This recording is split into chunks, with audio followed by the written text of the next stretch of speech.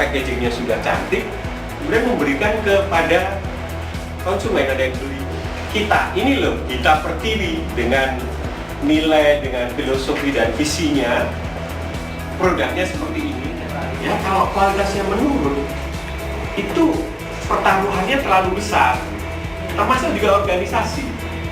Jangan main-main dengan nama organisasi, itu yang harus, misalnya Mas Lensi api tiba-tiba kemudian bergandengan dengan Monsanto, itu hidung ini harus selalu terus membaui. Jadi antara hidung, telinga, mata itu harus terus bekerja. Dan tadi Mas senyum menjadi penting.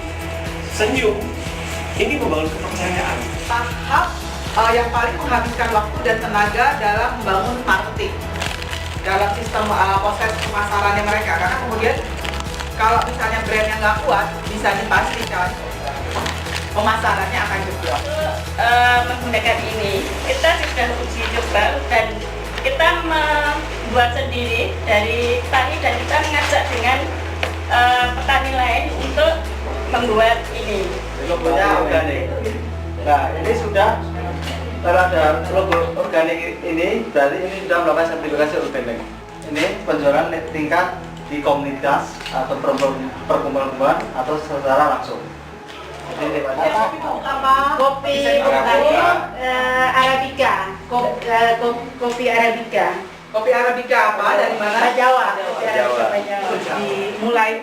Mulai develop, teman-teman develop brand produk, bukan atas nama kelompoknya, karena nanti kedepannya kan kita punya mimpi nih kedepannya. Ya, merebranding coffee shopnya, logonya berubah, suasananya juga berubah. Itu masuk ke mindnya, ke otaknya, ke hatinya si konsumen, dia jadi brand. Atau belum tentu brand. Atau brand itu tidak sama dengan logo. Brand tidak hanya logo, gitu. Brand itu tidak hanya logo. Jadi kalau ada orang udah bikin misalnya kayak kopi Asoy tadi gitu, ini brand. Kita sedang melakukan branding. Terus dia jual beli aja gitu. Itu bukan branding. Si brand yang tadi elemennya adalah packaging dan lain-lain segala macam itu, dia ingin menyampaikan pesan.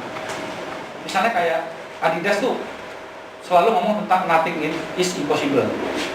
Ini bagaimana dia menampilkan menjadi seseorang yang pribadi yang tidak mengenal kata tidak mungkin. Ada sih prinsip-prinsipnya desain ya. Misalnya dalam satu desain tuh usahakan sedikit mungkin penggunaan tipografi gitu. Kalau memang perlunya satu aja. Paling tinggal dibedain. Ini karena sudah jam 5. Terima kasih, kita akhiri dan saya pikir kita berikan aplaus untuk kita semua.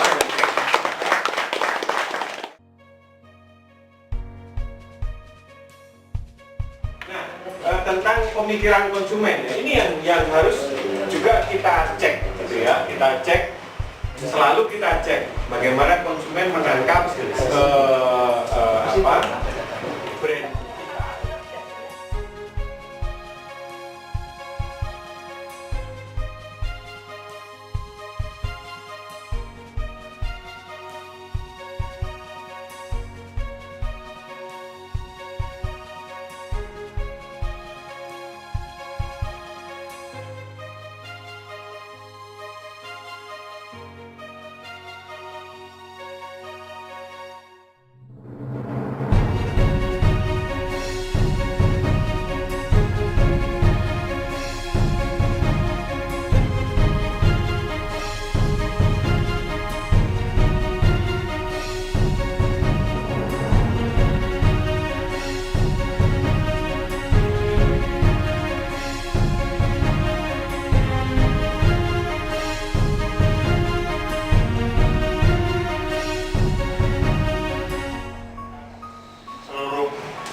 Ini kami menyampaikan sebuah semangat bahwa kami, walaupun kami percaya bahwa situasi di Indonesia petaninya ini kalau seluruh struktur terkait dengan kepentingan petani ini nggak diperbaiki, maka itu justru akan bisa mendatangkan mara bahaya bagi petani.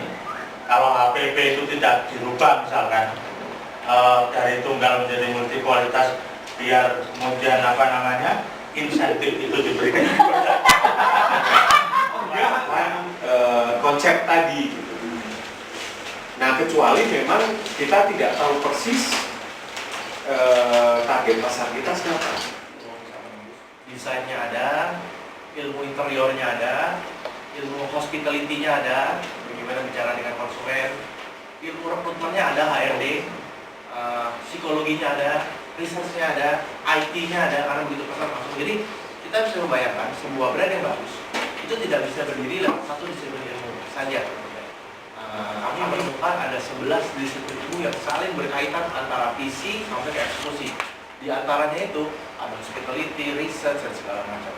Nah, suka nggak suka, ternyata membangun brand lumayan kompleks. Tapi bukannya tidak bisa kita lakukan. Semakin kecil brand, nah ini yang kami temukan. Karena hidup kami setiap hari membangun brand. Kami nggak punya pilihan lain kecuali bikin brand.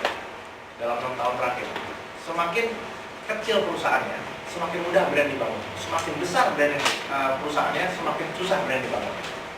Dengan membeli produk ini, Anda turut serta dalam meningkatkan kesejahteraan masyarakat desa Ujung Kulon. Sumbangan sosial atau masyarakat Ujung Kulon. Jadi kegiatannya di situ, beli ini bantu masyarakat Ujung Kulon untuk bisa hidup ekonominya. Tapi di sini judulnya odeng.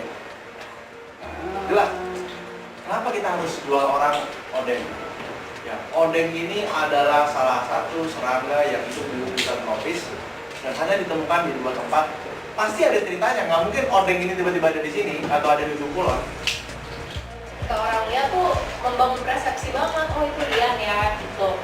Terus yang kedua ada juga tuh penjelasannya, lian itu apa sih kayak gitu, kayak misalkan ini odeng itu apa sih? Odeng itu adalah madu hutan Ujung Kulon. Nah itu juga harus ada penjelasannya. Logo itu juga apa ya, jadi menjelaskan masing-masing produk.